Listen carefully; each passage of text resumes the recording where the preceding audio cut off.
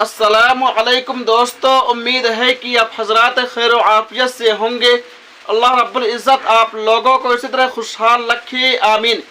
दोस्तों, सास को माँ और ससुर को बाप कहना कैसा है? क्योंकि बहुत सारे लोगों को सास को माँ और ससुर को बाप कहते सुना और देखा गया है। तो आइए बगैर किसी तमीज़ व ताख़ीर के एशिया की अजीम दीनी व इल्मी मरकज़ दारुल उलूम देवबंद का फतवा देख लेते हैं, सुन लेते हैं।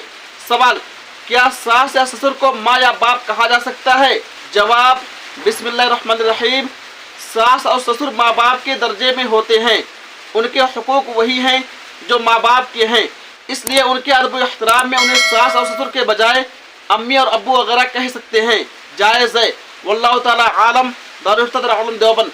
उम्मीद है कि आप हजरा मुकम्मल वीडियो देख लिए होंगे और एशिया की अजीम दीनी व इल्मी मरकज़ दारुल उलूम देवबंद का फतवा देख लिए होंगे और सुन भी लिए होंगे। दोस्तों, अगर आपको वीडियो अच्छी लगी हो तो वीडियो को लाइक कीजिए।